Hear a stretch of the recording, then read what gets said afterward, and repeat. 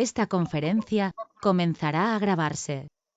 Bien, queridos alumnos, seguimos con el Pacto Internacional de Derechos Civiles y Políticos, su tercera sesión. Vimos una primera parte como parte, perdón por la redundancia, de los elementos comunes de ambos pactos. Luego la segunda fue personalidad jurídica, todo este asunto, preguntas muy sencillas, como veis, y nos vamos ahora al Comité de Derechos Humanos, que va a vigilar.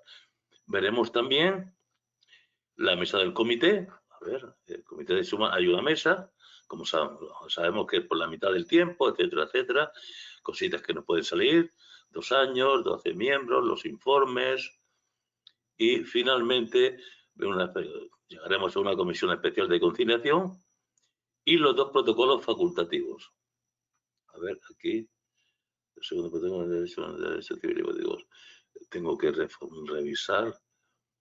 Son protocolos facultativos, segundo protocolo. Perdonad, ya que estamos aquí, que hacía tiempo que no me veía esto.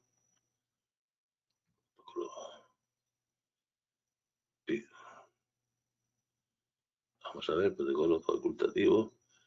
Sí, segundo. Este es el segundo facultativo. Está aquí, el primero está aquí.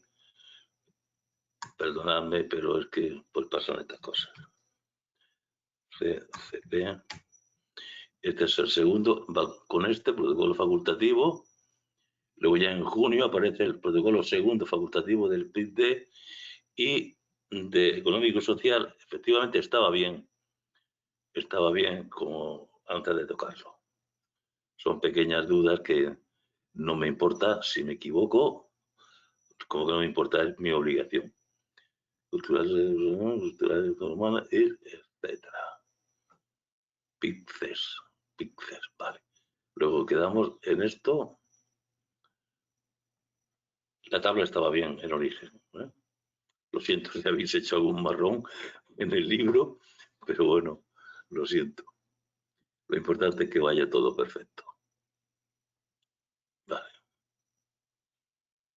Pues nos vamos al turrón. El Comité de Derechos Humanos, parte 4 del tratado. Ya sabemos que esta parte 4 en el económico, social y cultural no existirá, porque no se creó el Comité de los Derechos Económicos, Sociales y Culturales. Comité de Derechos Humanos. Se crea en la parte 4 de este tratado, es el órgano de expertos independientes que supervisa la aplicación del Pacto Internacional de Derechos Civiles y Políticos por los Estados parte del mismo. Vigilancia y protección del ejercicio de los derechos civiles y políticos. Se reúne en Ginebra o en Nueva York y normalmente celebra 3 periodos de sesiones al año. Inicialmente los estados deben presentar un informe un año después de su adhesión al pacto y luego siempre que el comité lo solicite. Todos los EP deben presentar al comité informes periódicos sobre la manera en que se ejercitan los derechos, por lo general cada 4 años. Respecto a los informes expresa sus preocupaciones y recomendaciones al EP en forma de observaciones finales. Respecto a la interpretación sobre cuestiones temáticas o sus métodos de trabajo acerca del contenido de las disposiciones de derechos humanos, publica observaciones generales. Bien, cuando son preocupaciones directas o recomendaciones al Estado parte, se llaman finales. Si son cuestiones más generales, temáticas, método de trabajo, también al Estado parte, son observaciones generales. No creo que salga la distinción, pero ya que está ahí, la anotamos. Composición. 18 miembros, uno por cada estado como máximo, compuesto de nacionales de los EPP en el presente pacto, que deberán ser personas de gran integridad moral, con reconocida competencia en materia de derechos humanos. Serán elegidos y ejercerán sus funciones a título personal. Veis que el Comité de Derechos Humanos, respecto al pacto correspondiente, decíamos que no era un órgano propio de las Naciones Unidas, aunque sí del sistema en general, vale. ¿Por qué? Porque tiene su propio comité, 18 miembros, elegidos compuestos nacionales de estos estados. Es decir, aquí no hay 193 ni nada parecido.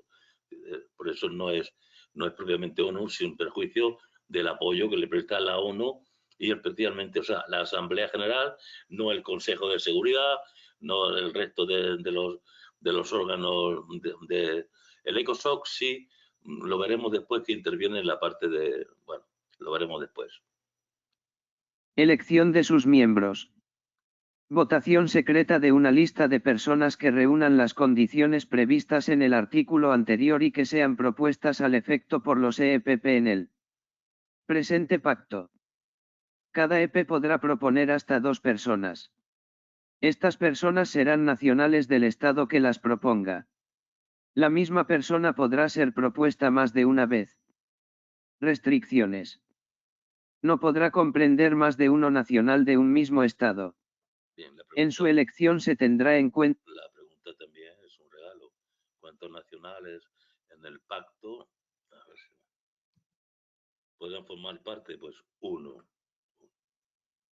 No tiene más. En su elección se tendrá en cuenta una distribución geográfica equitativa de los miembros y la representación de las diferentes formas de civilización y de los principales sistemas jurídicos. Esto lo sabemos ya súper sabido, tenemos súper superado. Mandato de sus miembros. Por 4 años. Podrán ser reelegidos si se presenta de nuevo su candidatura. Sin embargo, los mandatos de 9 de los miembros elegidos en la primera elección, la mitad, expirarán al cabo de 2 años. Bien, va rotando los 18, como son 2 años, pues tiene, a ver, son 4 años, pues cada 2 años expiran la mitad y entran nuevos. Esto es para evitar que de sopetón sean todos nuevos, ¿no? Van heredando unos, las circunstancias de los que quedan y así sucesivamente. Baja de miembros. Muerte o renuncia de un miembro del comité, el presidente lo notificará inmediatamente al secretario general de las Naciones Unidas. ¿A quién si no? ¿A quién si no? Quien declarará vacante el puesto desde la fecha del fallecimiento o desde la fecha en que sea efectiva la renuncia. Personal y servicios. El secretario Aquí ya no lo imaginamos. ¿Quién va a poner el personal y servicios? General de las Naciones Unidas proporcionará el personal y los servicios necesarios para el desempeño eficaz de las funciones del comité en virtud del presente pacto. Regalo. Además del año 23. Personal y servicios. Ya lo venimos diciendo hace tiempo. Pregunta regalo. Bien, la mesa es por la mitad del periodo. En vez de 4 años son 2. Y luego así son reelegibles también, nos dice. Y el quórum van a ser 12 miembros. Esto sí que el quórum es muy preguntable. Mesa del comité. Quórum y decisiones. El comité elegirá su mesa por un periodo de 2 años. Reelegibles. El comité establecerá su propio reglamento, en el cual se dispondrá, entre otras cosas, que a. Quórum, 12 miembros. b. Decisiones, mayoría de votos de los miembros presentes. Bien. Pregunta regalo también. 2 años, la mitad. Informes. Esto también se repite ya mucho. Informes. Los EPP se comprometen a presentar informes sobre las disposiciones que hayan adoptado y que den efecto a los derechos reconocidos en el pacto y sobre el progreso que hayan realizado en cuanto al goce de esos derechos cada vez que el comité lo pida. Los EMM están obligados a presentar informes periódicos cada 4 años. Además, tan pronto como un Estado se hace miembro, tiene que dar al comité un informe inicial sobre su situación nacional. Todos los informes se presentarán al secretario general de las Naciones Unidas, quien los transmitirá al comité para examen. Los informes señalarán los factores y las dificultades, si los hubiere, que afecten a la aplicación del presente pacto. El secretario general de las Naciones Unidas, después de celebrar consultas con el comité, podrá transmitir a los organismos especializados interesados copias de las partes de los informes que caigan dentro de sus esferas de competencia. El comité estudiará los informes presentados por los EEPP en el presente pacto. Transmitirá sus informes, y los comentarios generales que estime oportunos, a los EEPP. El comité también podrá transmitir al Consejo Económico y Social esos comentarios, junto con copia de los informes que haya recibido de los EEPP en el pacto. Los EEPP podrán presentar al comité observaciones sobre cualquier comentario que se haga con arreglo al párrafo 4 del presente artículo. Bien, aunque no pongamos aquí el párrafo, pues se refiere a lo demás arriba. Vamos a ver. Ahora, claro, el Estado parte tiene que reconocer la competencia del comité. Si no la reconoce, no puede estar dentro del parte. No puede estar adherido al parte, al pacto. Todo Estado parte podrá declarar en cualquier momento que reconoce la competencia del comité para recibir y examinar las comunicaciones en que un Estado parte alegue que otro Estado parte no cumple las obligaciones que le impone este pacto. Bien, aquí está un Estado denunciando a otro. La pregunta, todo Estado parte en el presente pacto podrá declarar en cualquier momento que reconoce la competencia del comité para examinar comunicaciones en que un Estado parte alegue que otro no cumple las obligaciones. Es un poco rollo. Me gustaría poder entenderme y explicar por qué no son estas, pero yo creo que es un ejercicio que os corresponde hacer a vosotros, uno a uno. Aparte de que si no, alargaríamos muchísimo las sesiones.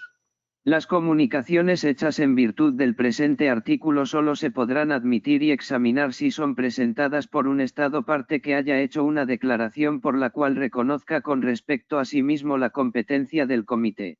Bien, cuando consulta es porque reconoce que el comité es competente para resolverlo. El comité no admitirá ninguna comunicación relativa a un Estado parte que no haya hecho tal declaración. Fijaros que tiene que hacer la propia, o reiterarla, pero hay que hacer la declaración de que reconoce al comité como el elemento que va a resolver el asunto. Las comunicaciones recibidas en virtud de este artículo se tramitarán de conformidad con el procedimiento siguiente. Bien, esto no creo que nos salga. Aquí no creo que entremos a este detalle, pero como lo tenemos delante, aunque sea una vez, lo vamos a leer. A. Si un Estado parte en el presente pacto considera que otro Estado parte no cumple las disposiciones del presente pacto, podrá señalar el asunto a la atención de dicho Estado mediante una comunicación escrita. Dentro de un plazo de 3 meses, contado desde la fecha de recibo de la comunicación, el Estado destinatario proporcionará al Estado que haya enviado la comunicación una explicación o cualquier otra declaración por escrito que aclare el asunto, la cual hará referencia, hasta donde sea posible y pertinente, a los procedimientos nacionales y a los recursos adoptados, en trámite o que puedan utilizarse al respecto.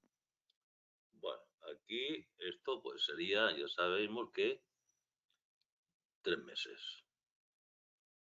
Vamos a subrayarlo, estas cosas sabemos que les gusta estos periodos, estas cosas son, les gusta simplemente. Ahora, el asunto no se resuelve. B. Si el asunto no se resuelve a satisfacción de los dos Estados parte interesados en un plazo de 6 meses contado desde la fecha en que el Estado destinatario haya recibido la primera comunicación, cualquiera de ambos Estados parte interesados tendrá derecho a someterlo al comité, mediante notificación dirigida al comité y al otro Estado. Bien. Seguimos la misma tónica, 6 meses. 6 meses.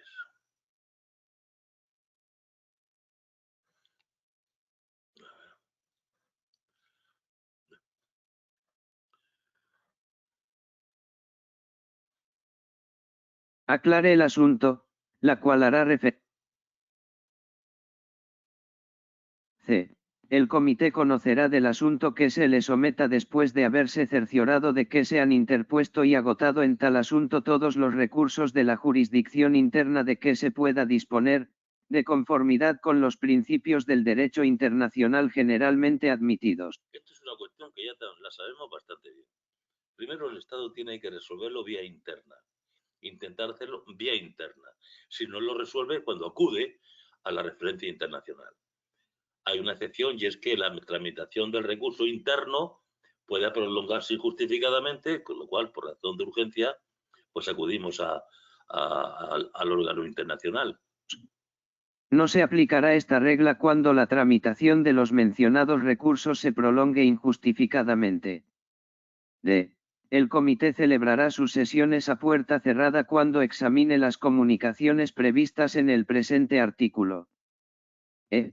A reserva de las disposiciones del inciso C, el comité pondrá sus buenos oficios a disposición de los estados parte interesados a fin de llegar a una solución amistosa del asunto, fundada en el respeto de los derechos humanos y de las libertades fundamentales reconocidos en el presente pacto. F. En todo asunto que se le someta, el comité podrá pedir a los estados parte interesados a que se hace referencia en el inciso B que faciliten cualquier información pertinente. G.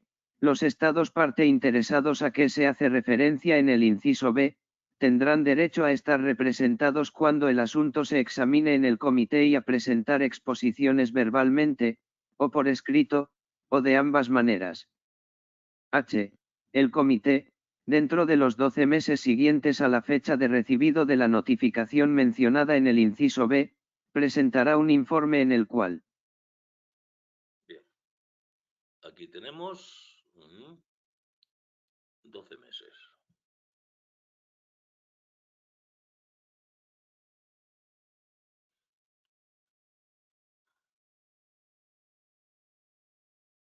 En el cual, un momentito, que esto ya es...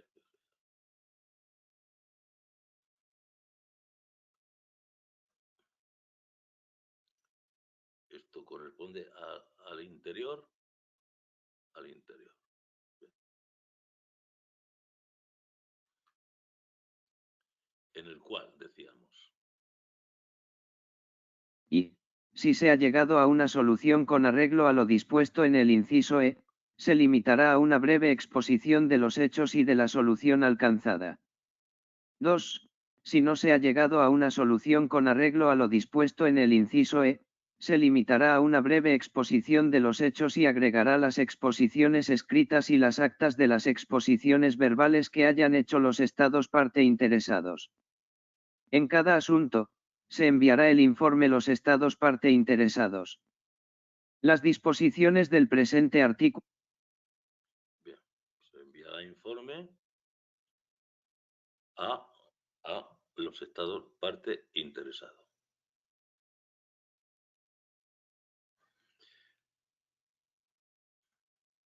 Las disposiciones del presente artículo entrarán en vigor cuando 10 estados parte en el presente pacto hayan hecho las declaraciones a que se hace referencia en el párrafo 1 del presente artículo.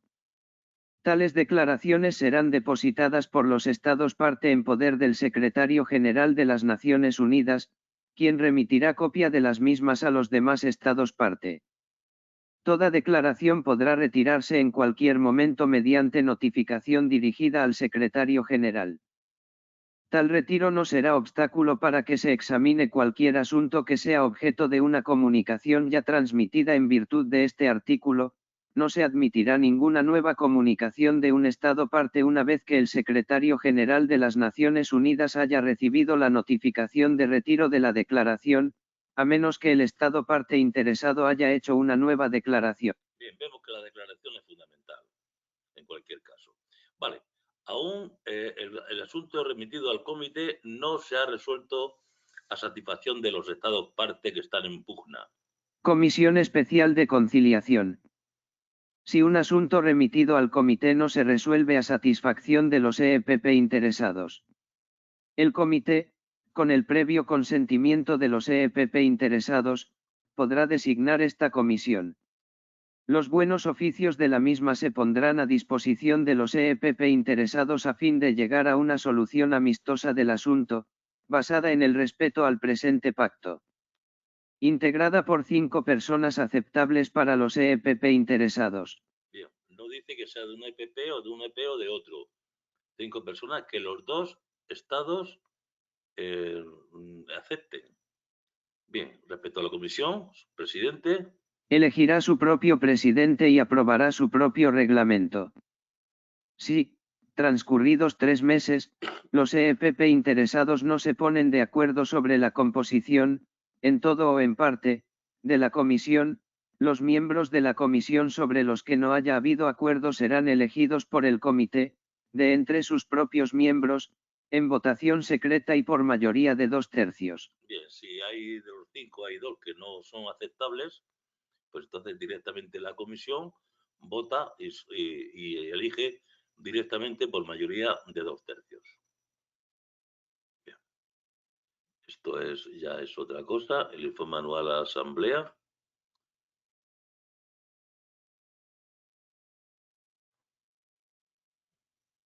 Informe anual a la Asamblea General. El Comité presentará a la Asamblea General de las Naciones Unidas, por conducto del Consejo, un informe anual sobre sus actividades. Bien, aquí cambia un poco la cosa que nos dice el Comité presentará por medio del Consejo. Obviamente el Comité es un órgano que depende del Consejo. Depende del Consejo, del Comité de Derechos Humanos. El Comité,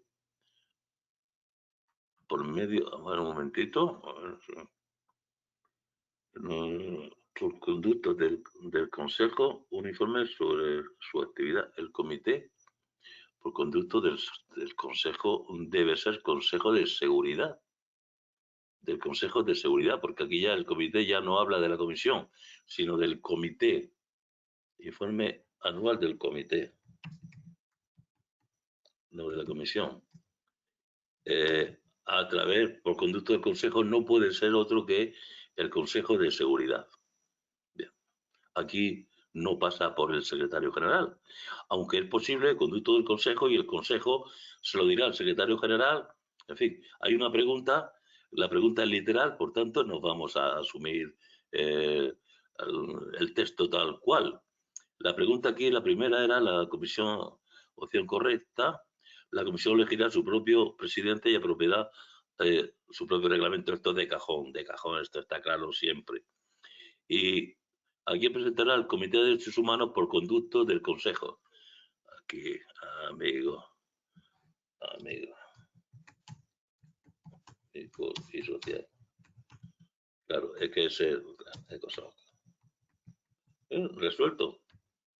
Un informe anual sobre su actividad, no al Consejo de Seguridad, que aquí, por si no hay guerra, que esto no es cuestión de guerras, pues a través del ECOSOC. Pues bien, a través del Comité de Derechos Humanos, por conducto del Consejo Económico y Social, un informe a la Asamblea General de las Naciones Unidas. Bien, vamos al protocolo facultativo. Tenemos un protocolo que no dice primero, se llama facultativo porque se hizo el mismo día que se hizo el pacto y luego más tarde se hizo el segundo protocolo destinado a abolir la pena de muerte, que puede ser en sí mismo una pregunta. ¿Con qué objeto se constituyó el segundo protocolo? Protocolo facultativo PICT. Todo EP en el pacto que llegue a ser parte en el presente protocolo reconoce la competencia del Comité para recibir y considerar comunicaciones de individuos que se hallen bajo la jurisdicción de ese Estado y que aleguen ser víctimas de una violación, por ese EP, de cualquiera de los derechos enunciados en el pacto. Bien, aquí lo que añade es que ya no es el Estado el que tiene que puede enviar comunicaciones, sino también individuos. Por eso se hace el protocolo aparte. Individuos que se hallen bajo la jurisdicción de ese Estado y aleguen ser víctimas de violación, pero no recibirán ninguna si en el pacto que no sea parte, claro, si el Estado no es parte en el protocolo, pues no reconoce la competencia del comité y por tanto estamos perdiendo el tiempo. Con sujeción a lo anterior, todo individuo que alegue una violación de cualquiera de sus derechos enumerados en el pacto y que haya agotado todos los recursos internos disponibles podrá someter a la consideración del comité una comunicación escrita. El comité considerará inadmisible toda comunicación presentada de acuerdo con el presente protocolo que sea anónima o que, a su juicio, constituya un abuso del derecho a presentar tales comunicaciones o sea incompatible con las disposiciones del pacto. No examinará ninguna comunicación de un individuo a menos que se haya cerciorado de que. Bien. Aquí es considerada inadmisible, o sea, esto es inadmisible, o puede ser que lo haya admitido, pero luego no lo examina. El mismo asunto no ha sido sometido ya a otro procedimiento de examen o arreglo internacionales. El individuo ha agotado todos los recursos de la jurisdicción interna. No se aplicará esta norma cuando la tramitación de los recursos en su jurisdicción se prolongue injustificadamente. Todo esto lo sabemos suficientemente. Pondrá toda comunicación que le sea sometida en conocimiento del EP del que se afirme que se ha violado cualquiera de las disposiciones del pacto. En un plazo de 6 meses, ese Estado deberá presentar al Comité por escrito explicaciones o declaraciones en las que se aclare el asunto y se señalen las medidas que eventualmente haya adoptado al respecto. El Comité celebrará sus sesiones a puerta cerrada, y presentará sus observaciones al EP interesado y al individuo. Vale, pues entonces el primer protocolo facultativo es que reconoce que los individuos pueden también presentar comunicaciones y no solamente los estados partes.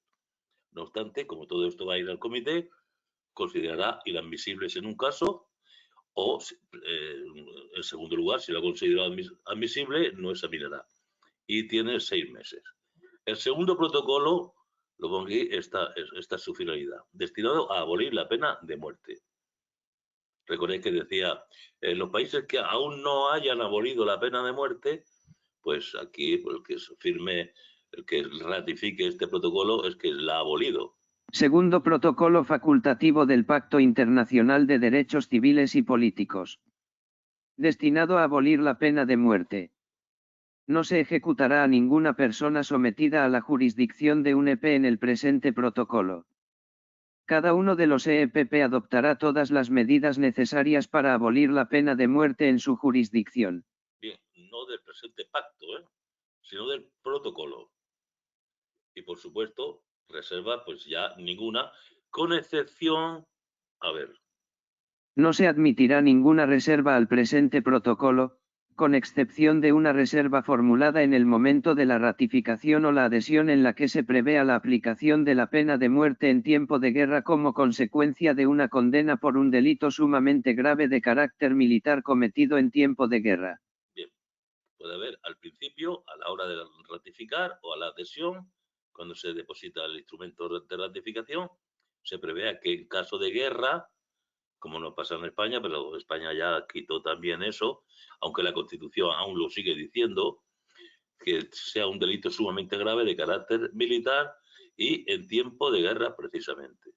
El EP que formule esa reserva deberá comunicar al Secretario General de las Naciones Unidas, en el momento de la ratificación o la adhesión, las disposiciones pertinentes de su legislación nacional aplicables en tiempo de guerra, así como las disposiciones pertinentes de su legislación nacional aplicables, dando cuenta de todo comienzo o fin de un estado de guerra aplicable a su territorio. Es decir, que el que hace esta reserva tiene que explicarle al secretario general qué es lo que tiene previsto en su legislación nacional respecto a estos casos, explicárselo. Los EPP en el presente protocolo deberán incluir en los informes que presenten al Comité de Derechos Humanos, información sobre las medidas que han adoptado para poner en vigor el presente protocolo. Cuestionario 47. ¿Qué es el Comité de Derechos Humanos? Es un órgano de expertos independientes que supervisa la aplicación del Pacto Internacional de Derechos Civiles y Políticos por los Estados parte. ¿Dónde se reúne el Comité de Derechos Humanos? ¿Se reúne en Ginebra o en Nueva York? ¿Con qué frecuencia se reúne el comité? Normalmente celebra 3 periodos de sesiones al año. ¿Cuándo deben los estados presentar su primer informe al comité? 1 año después de su adhesión al pacto. ¿Qué tipo de informes deben presentar los estados parte al comité? Informes periódicos sobre cómo ejercen los derechos reconocidos en el pacto, generalmente cada 4 años. ¿Qué hacen las observaciones finales del comité? Expresan preocupaciones y recomendaciones al Estado parte tras evaluar sus informes. ¿Cuántos miembros componen el Comité de Derechos Humanos? 18 miembros. ¿Qué criterios se consideran para la elección de los miembros del comité? Deben ser de gran integridad moral y reconocida competencia en materia de derechos humanos, y se considera una distribución geográfica equitativa y la representación de diferentes civilizaciones y sistemas jurídicos. ¿Cuál es el mandato de los miembros del comité? 4 años, con posibilidad de reelección. ¿Quién provee el personal y los servicios para el comité? El Secretario General de las Naciones Unidas. ¿Cuál es el quórum para las decisiones del comité? 12 miembros. ¿Cómo toma decisiones el comité? Por mayoría de votos de los miembros presentes. Fijaos que 12 miembros son los 2/3, las 2/3 partes de los 18. Las 2/3 partes que decíamos que las mayorías reforzadas que se requieren en cuestiones internacionales son normalmente los 2/3. ¿Cómo toma decisiones el comité? Por mayoría de votos de los miembros presentes. ¿Qué es la Comisión Especial de Conciliación? Un mecanismo que el comité puede designar, con consentimiento de los estados interesados, para llegar a una solución amistosa basada en el respeto al pacto. ¿Cómo se manejan las comunicaciones individuales según el protocolo facultativo del PICT? Individuos pueden presentar comunicaciones al comité alegando violaciones de derechos, tras agotar recursos internos. ¿Qué establece el segundo protocolo facultativo del PICT? La abolición de la pena de muerte y obliga a los estados parte a tomar todas las medidas necesarias para eliminarla en su jurisdicción. Bien, pues seguiremos ahora con el Pacto de Derechos Económicos, Sociales y Culturales. Muchas gracias y nos vemos enseguida.